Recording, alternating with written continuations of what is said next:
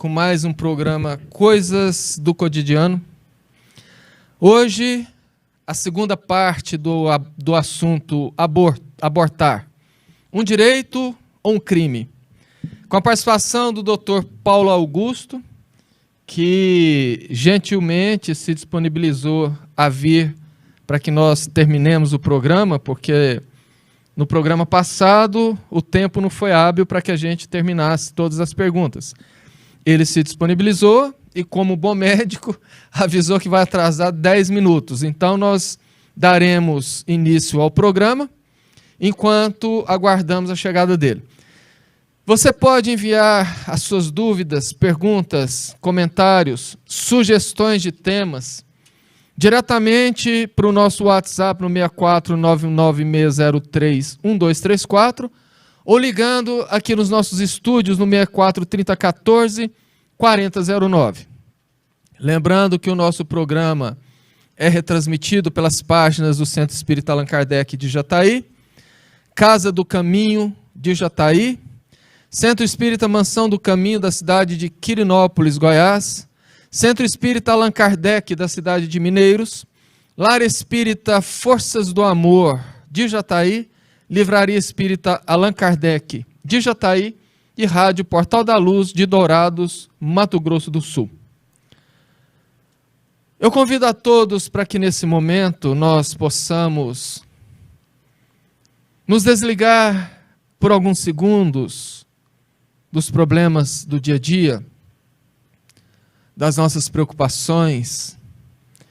Se você estiver no trânsito, apenas mentalize uma paisagem que te apeteça, que te agrade, para que assim nós possamos entrar em sintonia com o plano maior, agradecendo sempre a Jesus pela oportunidade da vida, pela oportunidade do aprendizado, mas não nos esquecendo dos nossos irmãos que estertoram nos leitos hospitalares, em toda e qualquer situação, mas principalmente nesse momento, aqueles vitimados pela Covid. Que o nosso Mestre possa iluminar a todos, dando forças para o enfrentamento da situação difícil, iluminar os seus familiares que igualmente sofrem, e abençoar a cada um de nós nessa luta e na nossa vida. Dessa maneira, em nome de Jesus, damos por aberto o programa desta noite. Como havíamos falado, nós estamos discutindo o assunto referente ao aborto. É bastante importante nós lembrarmos que nas últimas décadas o assunto aborto tem virado tema de brigas ideológicas, de disputas políticas. Nós vimos, em relação ao aborto, a sociedade se dividir em dois grupos. Os que buscam a legalização do aborto e, portanto, que apoiam este ato, e aqueles outros que jamais conscientes, jamais entendidos da realidade espiritual que nos cerca a todos, defende a vida. E é para isso que nós estamos aqui hoje, porque embora estejamos em um programa espírita, e embora estejamos discutindo os assuntos à luz da doutrina espírita, temos compromisso com a verdade, com a ciência, com a filosofia. E nós buscamos trazer sempre os convidados mais gabaritados para que possamos discutir os assuntos atuais das coisas do nosso cotidiano, sempre à luz da doutrina espírita. Porque falando como espírita, em relação ao aborto, é importante entendermos que esses irmãos que hoje defendem pelo desconhecimento, o fazem porque ainda não descobriram a realidade espiritual, porque ainda não descobriram o que causam ao praticar o aborto com aquele espírito reencarnante e consigo próprios. Porque, enquanto encarnados ou desencarnados, estamos todos sujeitos às leis que são universais e são perfeitas. E é o simples fato de alegarmos o desconhecimento da lei, ou o simples fato de não concordarmos ou não acreditarmos, não nos exime da responsabilidade. E é nesse contexto que hoje iremos tratar do assunto. O nosso convidado acaba de chegar, numa pontualidade inglesa, porque disse que atrasaria 10 minutos e atrasou os exatos 10 minutos. Boa tarde, doutor Paulo, tudo bem? Boa tarde, Carvalho. Boa tarde, Márcio. Boa tarde, ainda tarde, bem, queridos ouvintes. Desculpe o atraso. Ainda bem que médico tem essa maleabilidade para atrasar, né? Mas é isso mesmo. O paciente tem exame que eu gasto 5 minutos, tem exame que eu gasto 1 hora. A gente faz um planejamento, aqui vê que não vai dar para chegar a 6. Aí eu te mandei a mensagem avisando. Né? Mas o importante é que chegou. Bom. Nós já cumprimentamos nossos ouvintes, já fizemos uma prece inicial, já estamos quase terminando o programa, mas dá para você participar ainda.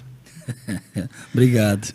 Paulinho, ontem, aliás, na semana passada, nós concluímos a metade da programação das perguntas. E nós havíamos findado, ou seja, a última pergunta era a relação entre o estupro e o aborto. Se seria lícito abortar.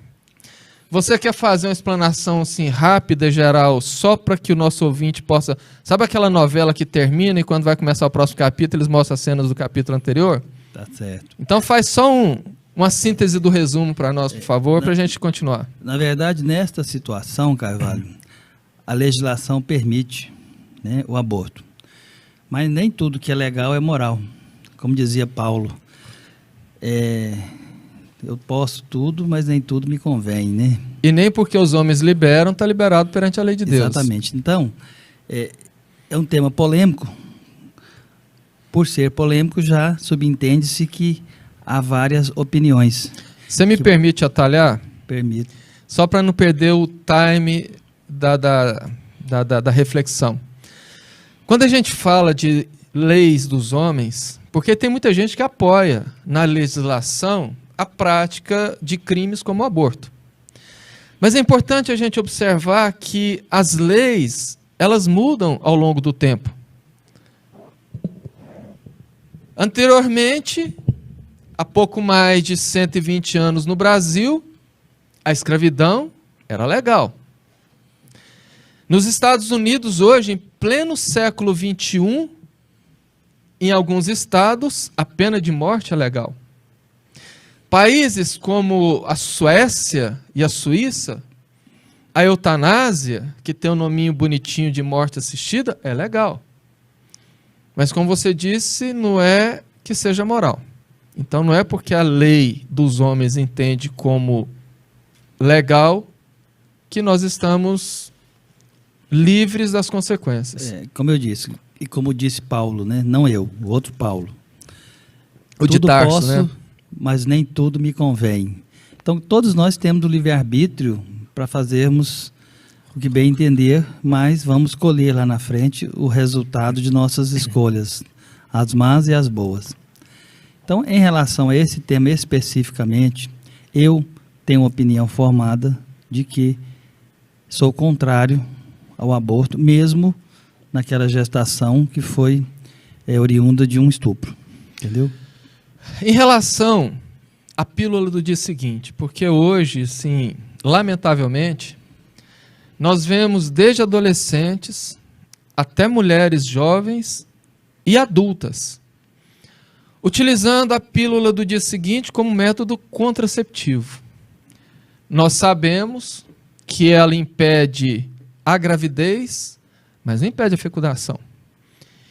Além do mais, ela é uma chamada bomba hormonal. O que você, como médico, teria para falar sobre a famosa pílula do dia seguinte? Em primeiro lugar, Carvalho, não funciona. Não funciona? Muito pouco. Eu faço ultrassom diariamente de gestantes que tomaram a pílula no dia seguinte e ficaram grávidas. Ponto. Isso aí, cada pessoa tem o organismo, tem uma reação. Quando a gente fala assim, fecundou, é vida, você mesmo falou, acho, no outro programa, a questão de a pílula do dia seguinte ser abortiva, né? A gente tem que entender que é muito mais complexo que isso. Uma vez eu li um livro explicando que a espiritualidade já sabe quando aquela fecundação vai gerar uma vida que vai evoluir. Então, muitas vezes já nem liga ali o espírito sabendo que não vai acontecer.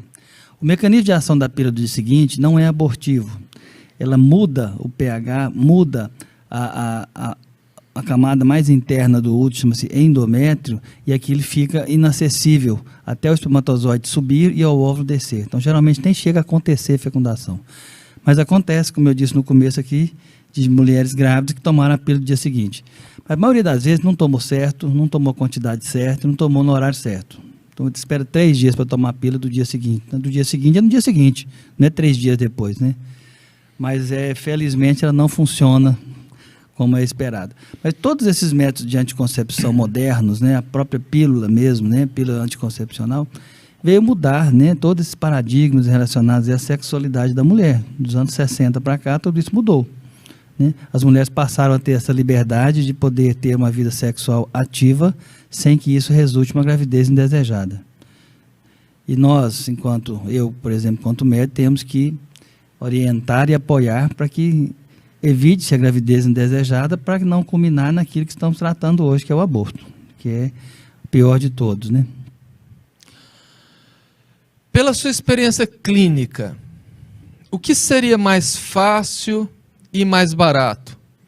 A educação sexual preventiva ou a legalização do aborto pelo SUS, por exemplo? Ou que seja clínicas particulares? De forma alguma, a legalização do aborto, Carvalho. A educação, a orientação, a família bem estruturada, né, vai fazer com que a gente diminua o número de gravidezes indesejadas. Agora, resolver este problema, resolver a questão de uma gravidez indesejada com o aborto, jamais. Isso nós temos que lutar enquanto cidadãos de bem, enquanto espíritas, enquanto cristãos, nós temos que lutar para que isso não aconteça em nosso país, como aconteceu aqui na nossa vizinha Argentina. A liberação do aborto, né? Exatamente. E o que eu acho interessante é que, às vezes, um grupo político não consegue a liberação, daí 1 ano, 2 anos, eles voltam à carga para tentar novamente, que foi o caso da Argentina. Há pouco mais de 1 ano havia sido rejeitado pelos parlamentares, e depois voltaram à carga e finalmente conseguiram a liberação do aborto. Em relação à educação sexual preventiva, Paulinho, pelo que você tem experiência de vida como cidadão e até mesmo como médico, você acha que os pais estão cumprindo esse papel, esse dever de casa, de orientar os seus filhos, ou simplesmente deixando para que a internet ensine? Se a gente for generalizar, eu acho que os pais não estão cumprindo. Lógico que existem exceções. E é sempre tabu, os pais têm dificuldade mesmo. Eu quase não tenho filhos, tenho só 6. E é isso que acontece. Eu tenho um exemplo muito claro. Tenho uma filha, quando ela tinha 16, 17 anos, e iniciou o namoro e muito provavelmente iria iniciar a vida sexual. Eu a levei a um ginecologista para orientar e começar a tomar pílulas. Meu pai, que é de uma outra geração, achou aquilo um absurdo. Porque está doido? Não vai acontecer. Eu falei, pai, vai acontecer. Isso vai acontecer. A gente tem que conversar, orientar, para que se for fazer, faça da melhor forma. E realmente ela namorou com esse rapaz até se casar, hoje já tem 33 anos, namoraram, casaram, não tem filhos ainda, que eles estão planejando. Mas se a gente não faz esse tipo de atitude, de sentar, conversar, explicar, orientar, começou a tomar pílula naquela época, muito provavelmente 2, 3 meses depois ela estaria grávida. Uma adolescente de 16, 17 anos grávida, comprometeria todo o restante aí da vida dela, ela estudou, se formou, hoje é uma profissional. Será que ela teria seguido esse mesmo caminho se tivesse tido uma criança na adolescência? Né? Então, o caminho é a educação, o caminho é a gente tentar não colocar tabus nisso, orientar, explicar, conversar. Hoje a gente tem feito, entrega as crianças para o tablet, entrega a criança para o celular, não conversa, não orienta, né? E a gente sabe que esse mundo digital aí, ele tem de tudo, tem tudo quanto é tipo de orientação, boa, má, tudo quanto é porcaria que você imaginar tem nesse mundo digital, e as crianças têm acesso a isso, e elas não são bobas, elas sabem onde procurar, elas sabem acessar. E o que mais está acontecendo é a proliferação dos vídeos de jovens, de adolescentes inclusive, ensinando métodos de aborto. Essa última rede social que chegou, o TikTok inclusive, eu já tenho recebido alguns vídeos demonstrando a quantidade de jovens, de adolescentes, principalmente mulheres, que tem um monte de seguidores e que ensinam métodos abortivos. Eu vi uma adolescente que, pela aparência, não deve ter mais do que 16 anos, com quase 600 mil seguidores, literalmente ensinando métodos abortivos. E isso qualquer pessoa, qualquer criança tem acesso. Esse argumento, né, de que, primeiro, se fizer de forma clandestina, vai gerar malefício para a saúde, vai mesmo. O aborto vai gerar uma série de complicações psicológicas para essa adolescente. Então, esses argumentos aí, eles não justificam fazer o aborto legalizado. Não, mas se for legalizado, vai ser no hospital limpinho, vai ter um apoio psicológico, vai ter apoio dos pais, mas não é por aí. Nós temos que voltar um pouquinho antes no tempo e evitar essa gravidez, para que não tenha que fazer um aborto. E em relação aos vídeos de redes sociais, a minha opinião é que os pais precisam incutir valores nos filhos. Principalmente a partir da segunda infância, na entrada da adolescência, que é outra fase crucial, porque é ali que existe a formatação da personalidade propriamente dita. Se nesses momentos os pais, principalmente com os próprios exemplos, incutem valores nos filhos, eles estão preparando os filhos para que, quando estiverem sozinhos, eles e o mundo, eles saibam pesar o que é certo, o que é errado, o que é bom, o que é ruim, o que é lícito e o que é ilícito. Como disse Paulo, eu posso tudo, mas nem tudo me convém. Tudo é lícito, mas nem tudo me convém. Quer dizer, eu posso fazer o que eu quero, mas nem tudo que eu quero fazer, o que eu possa fazer, é bom para mim, traduzindo no bom português. Então, se o jovem tem essa base familiar, ele pode encontrar qualquer vídeo que tiver no Facebook, no Instagram, no TikTok, onde quer que seja, que ele vai estar preparado para escolher se aquilo é bom ou não. É verdade. Mas a gente vê, então, assim, a questão de vários lares desestruturados, Carvalho. Mesmo os lares aparentemente estruturados, você vê que não tem, por exemplo, no nosso meio, um culto no lar, nosso meio, a evangelização das crianças, incutir nas crianças desde cedo as noções da doutrina espírita, né? Então, a criança que tem essa base, essa criança tem, principalmente na adolescência, condições de discernir, né? Ela começa a ver uma coisa, não, isso aqui não é legal não. Sim. Desliga. Não precisa a gente ficar ali cerceando, né? Mas é importante também, porque essa noção do certo e do errado, eles têm, mas tem a noção também do proibido, do que é bom, o proibido é bom, eu vou fazer, eu vou conhecer, essa curiosidade.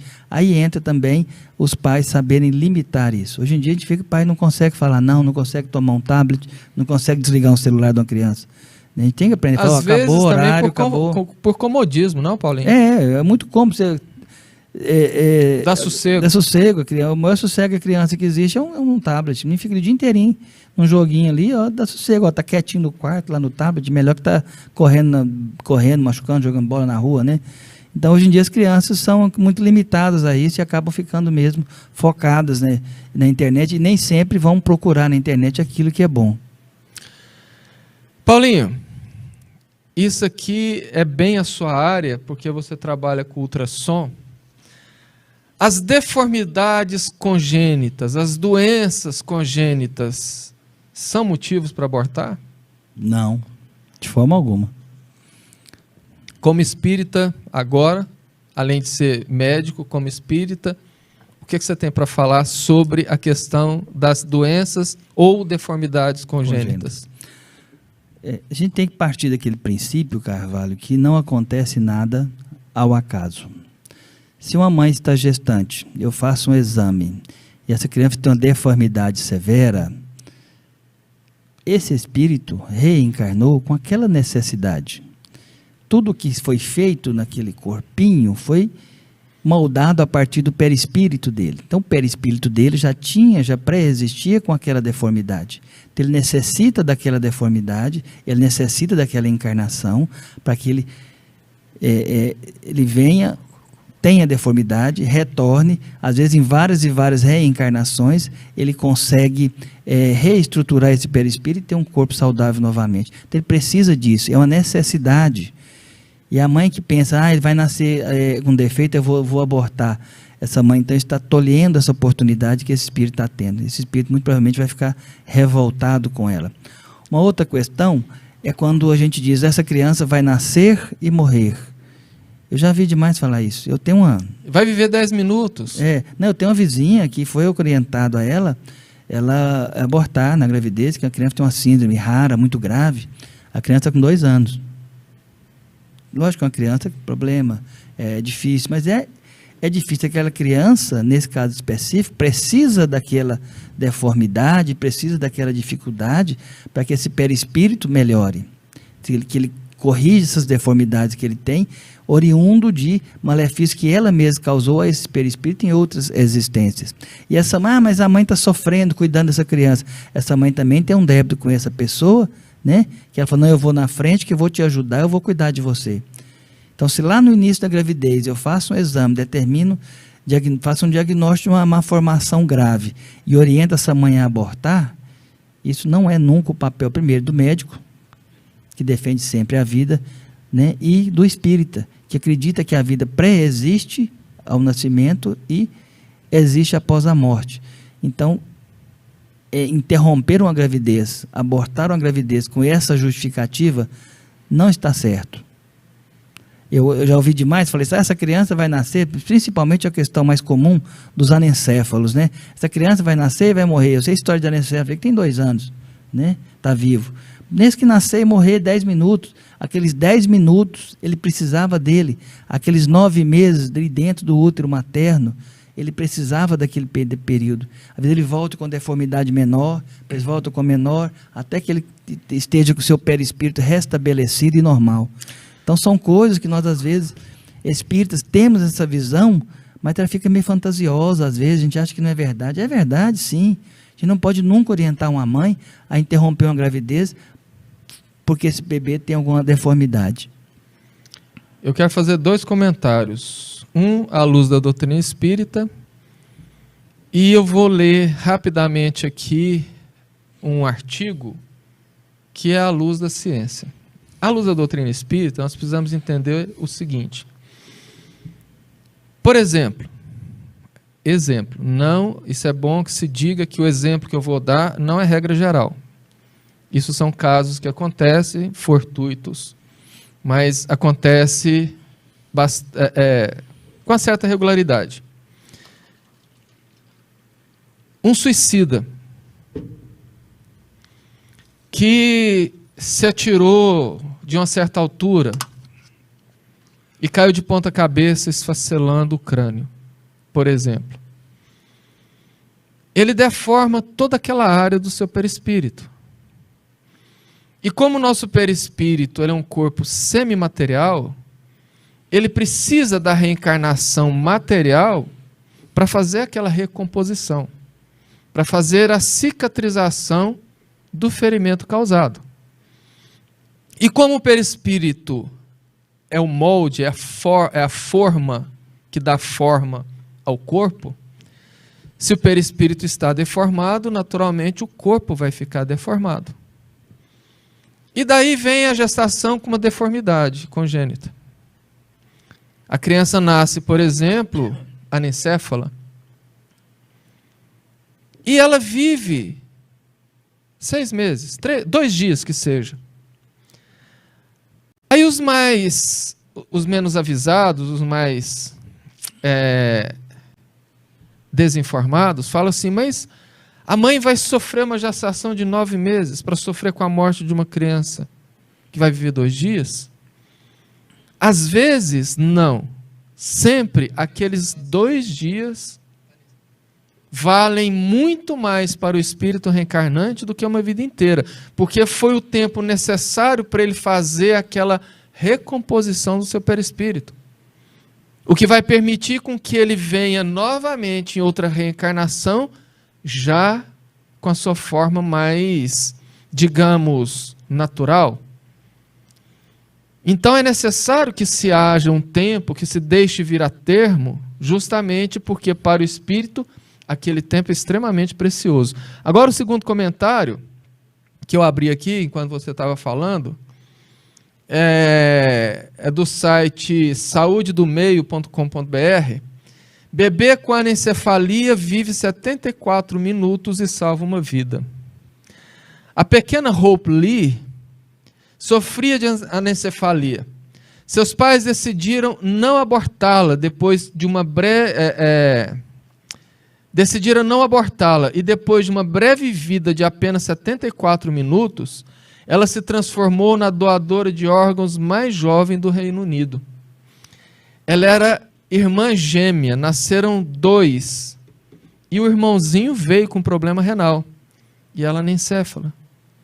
Em 74 minutos de vida foi o suficiente para que ela pudesse doar o rim para o irmãozinho e doar outros órgãos para outros bebês e salvar a vida deles. Inclusive, ela foi classificada como a doadora de órgãos mais nova do mundo até hoje.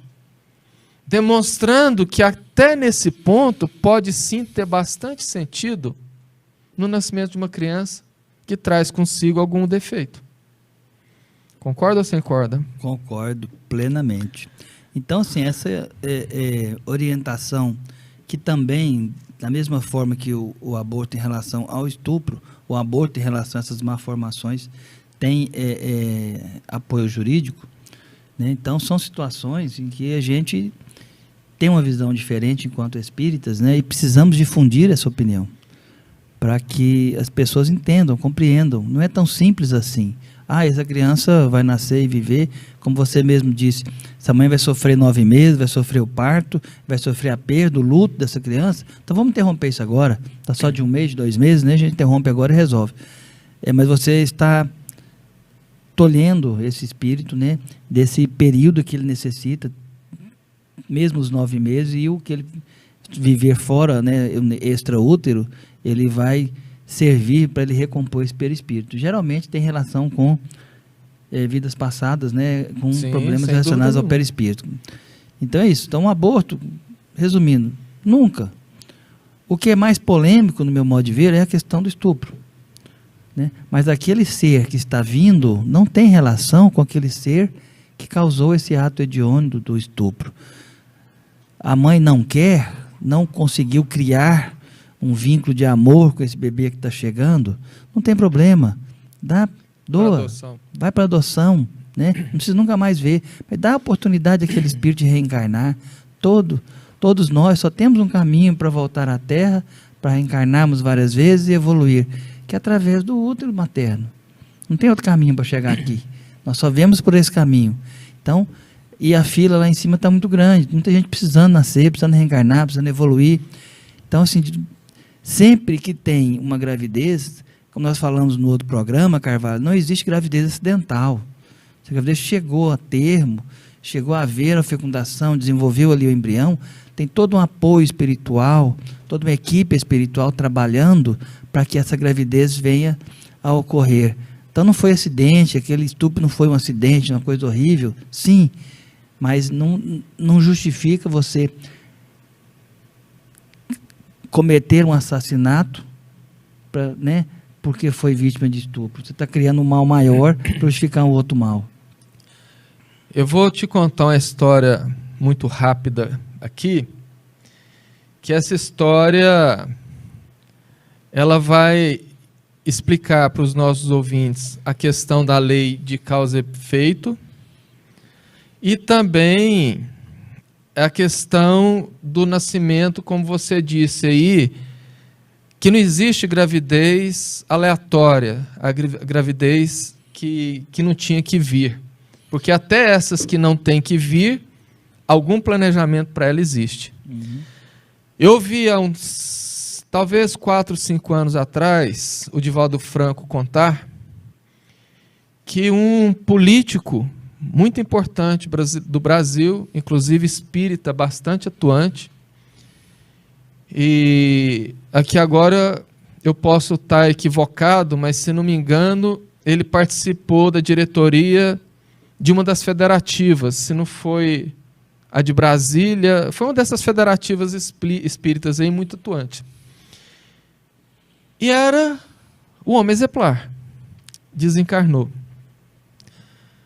Um certo tempo depois, ele manifesta numa reunião mediúnica lá no Caminho da Redenção, que é o centro espírita dentro da Mansão do Caminho, e lá ele explica para Divaldo que ele entrou bem no plano espiritual, foi um trabalhador, um exemplo de homem digno, mas que certa feita ele foi chamado para visitar uma zona nas áreas mais sofridas do plano espiritual.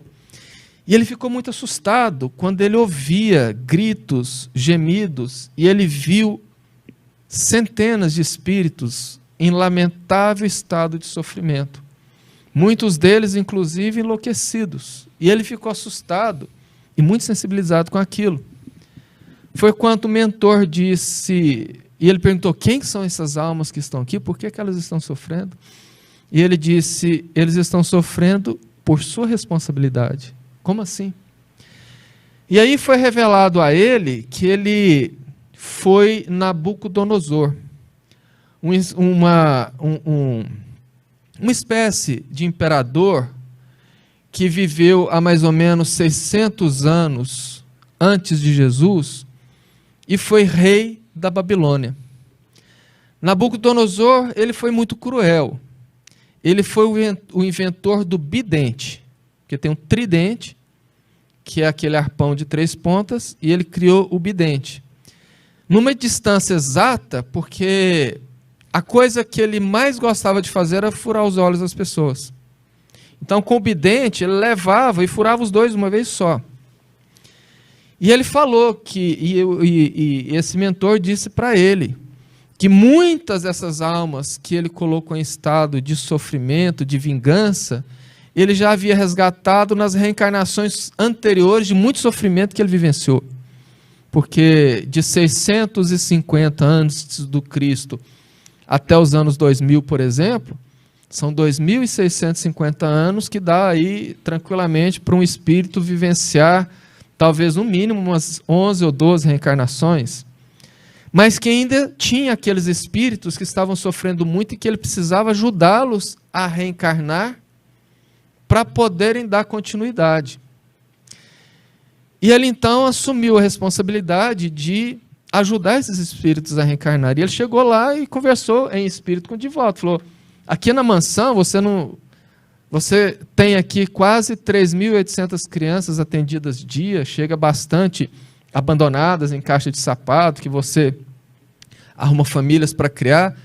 Você não está disposto a nos ajudar a reencarnar, a receber aqui alguns desses espíritos dos antigos babilônios?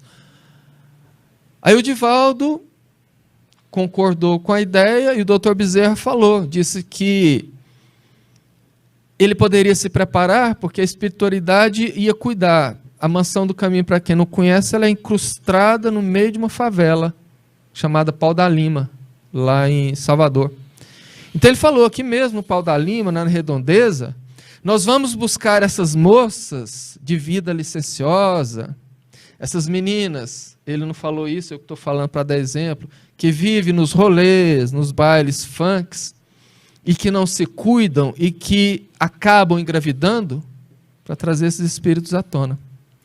E ele disse que coisa de 2 anos depois, começaram a aparecer uma série de crianças abandonadas lá na porta, ou que eram trazidas para dentro da mansão com mães que não tinham a menor condição de cuidar, essas crianças acabaram ficando lá, e que eram crianças tão interessantes que elas, até por volta de 5, 6 anos de idade, tinham muita dificuldade em falar o português, porque nunca tinham tido uma reencarnação nessa região. E eles estavam presos ali nas zonas inferiores há mais de 2000 anos. E aí a história vai em frente, mas o que eu queria ilustrar aqui é justamente o fato de que até esse tipo de gravidez existe um planejamento para que aquela criança venha. Eu sempre digo, a vida material, esse corpo que eu uso nessa encarnação, se inicia com a fecundação. Mas só minha roupa, Sim. essa é a roupagem que eu estou usando agora. Eu, Paulo, não o de Tarso, Você o está Augusto, Augusto. eu preexisto há milênios Tem o Paulo de atrás. Tarso e o Paulo de Jataí. Então eu preexisto a isso. Então esse espírito reencarnante, ele já está ali junto no momento da fecundação, Sim. prontinho para assumir o seu lugar. Então, quando você vem e aborta, você está tirando dele essa oportunidade, seja em que situação que for, da má formação, do lar desfeito, da adolescente, do estupro, em situação alguma, resumindo esse programa em relação ao aborto, nós somos a favor dessa prática hedionda. Na sua opinião pessoal, agora como espírita, porque infelizmente, Paulinho, a gente vê no seio espírita muitos espíritas a favor do aborto. Por que você acha que existem espíritas a favor do aborto, apesar do conhecimento que a doutrina espírita nos traz? Carvalho, nós temos o livre-arbítrio e o livre-pensar, né?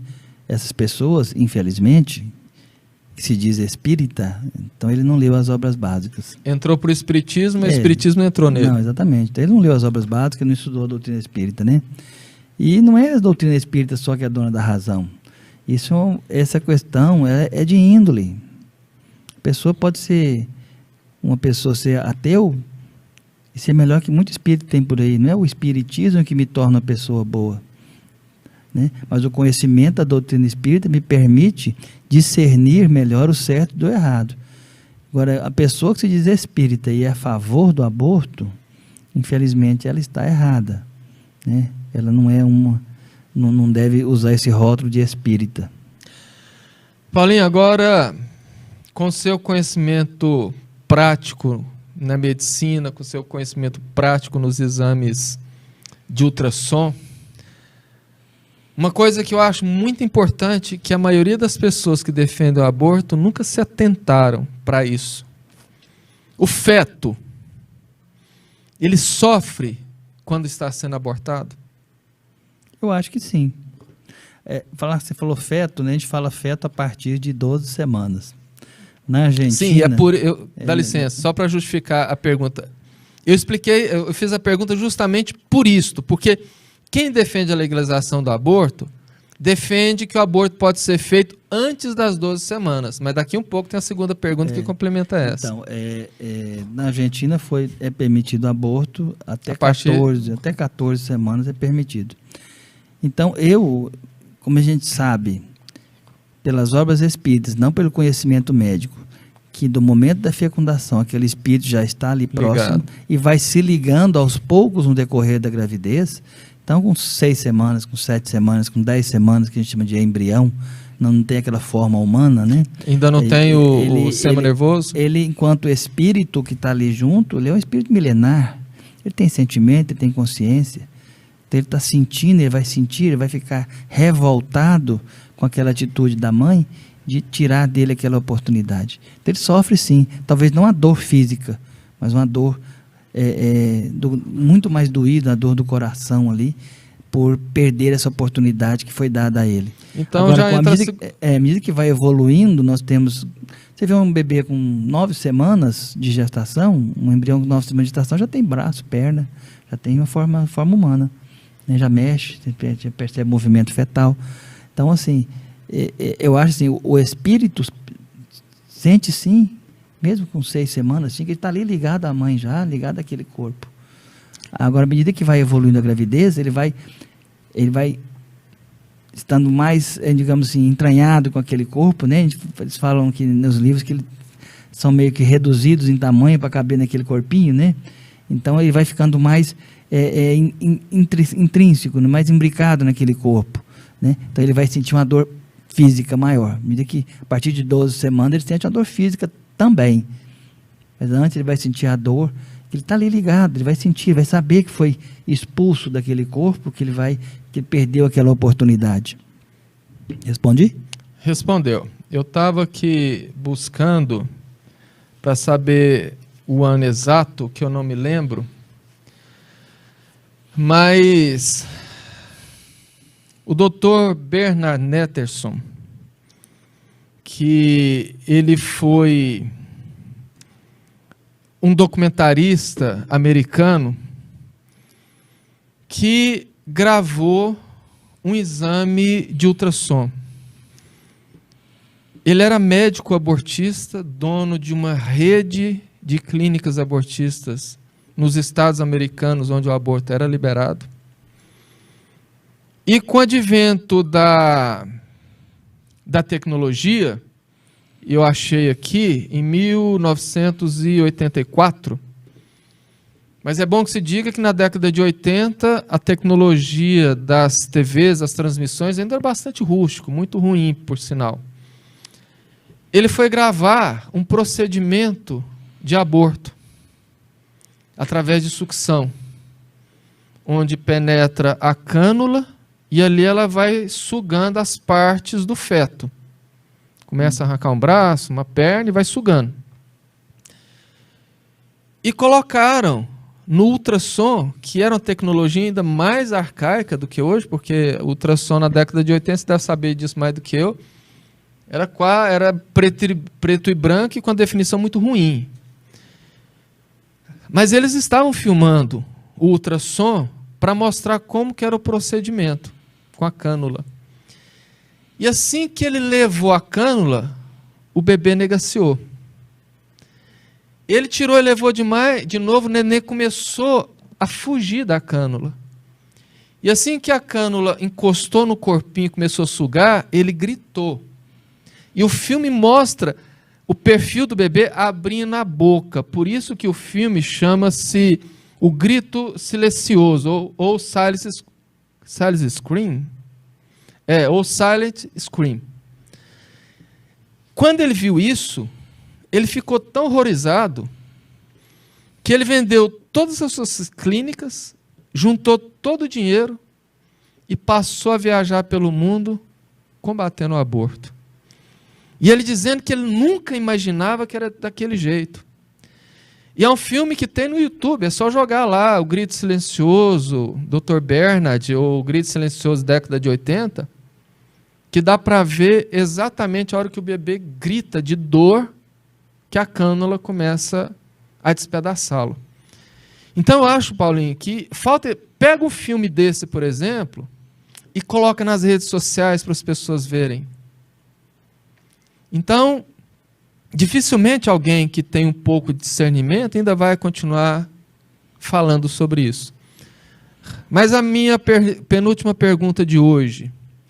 Para a mãe que pratica o aborto, existe consequência espiritual? Sim.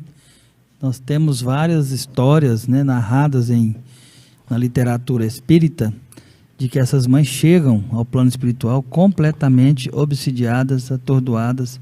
Tem uma história do André Luiz. Nosso Lar, mas era de uma ginecologista.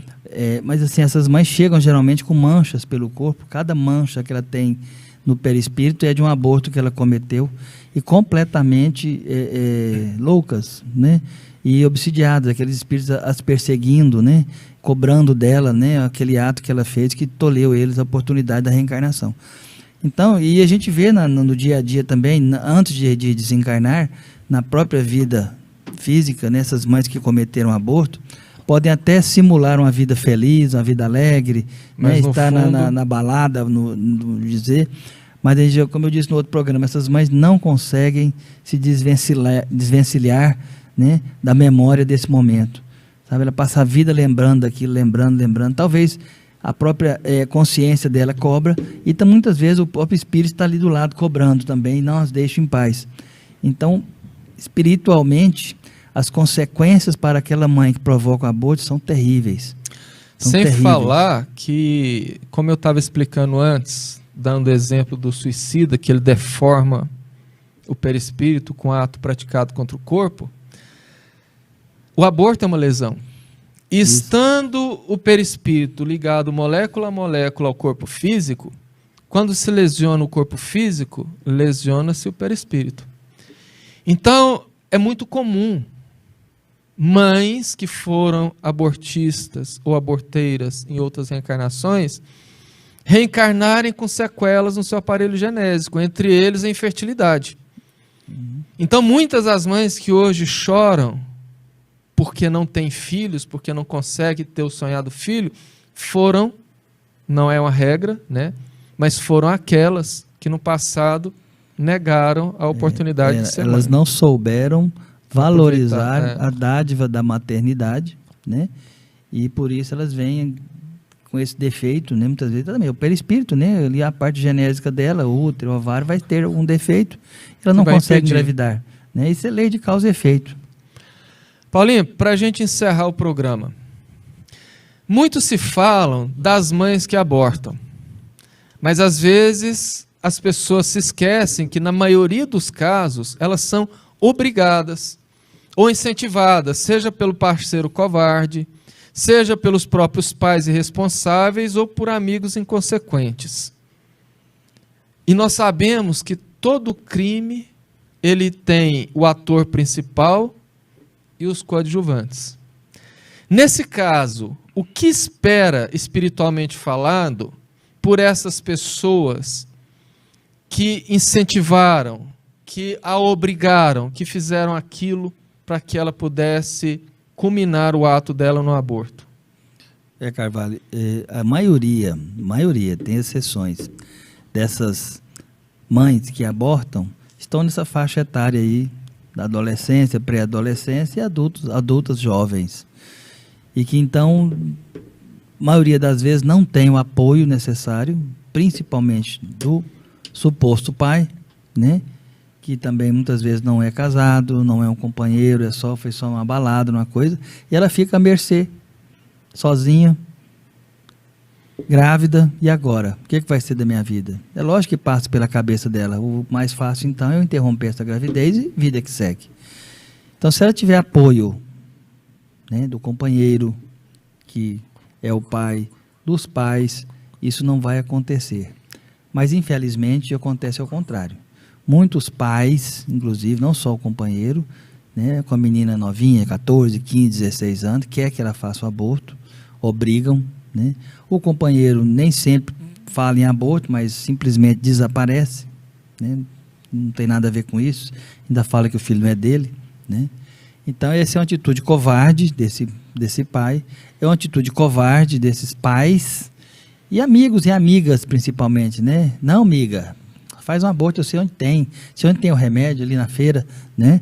Então estimulam. Então todos eles estão adquirindo, né, dívidas, né, débitos também, quando com essas atitudes estimulam, né, o ato do aborto. Responderão com a sua cota parte. Sim, claro, com certeza. Você falou uma coisa aí e me veio uma pergunta à cabeça e que eu acho que seria bastante interessante que o médico esclarecesse isso para os nossos ouvintes. Você falou do remédio que acha lá na feira, as garrafadas. Nós sabemos que... Mas não é só garrafada não, tem remédio mesmo. Não, sim, eu falei também das garrafadas. Nós sabemos que nada nos acontece que não for do nosso merecimento. Ok. Agora essa pergunta não é para o Paulo espírita, é para o Paulo médico. Quais os reais perigos em termos de deformação fetal que esses remédios efetivamente podem causar? Esses remédios, tipo chás, garrafadas, geralmente não tem efeito nenhum. Não tem muito efeito, não. Agora, tem medicamentos, famoso Citotec, funciona mesmo. ele causa uma contração uterina violenta. O útero é uma massa muscular, ele contrai, vai espremer aquele embrião e vai jogar para fora. Tudo. Então a consequência, se essa gravidez não abortar, né, não conseguiu abortar, geralmente não tem consequência grave não.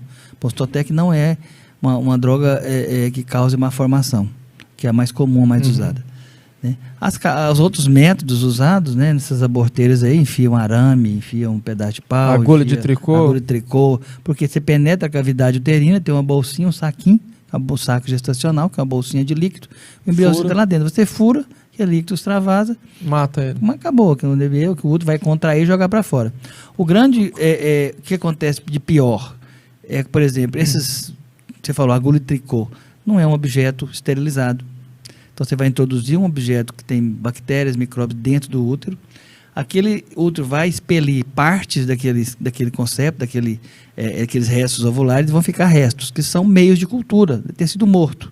Então aquela bactéria que você introduziu com a agulha de tricô, com um canudinho, vai fazer a festa lá. Você vai introduzir o micróbio, o útero joga para fora um pouco, fica um pouco lá, aquele é o meio de cultura, ela vai desenvolver uma doença chamada endometrite, que é a infecção daquela camada mais interna do útero, que é uma infecção grave.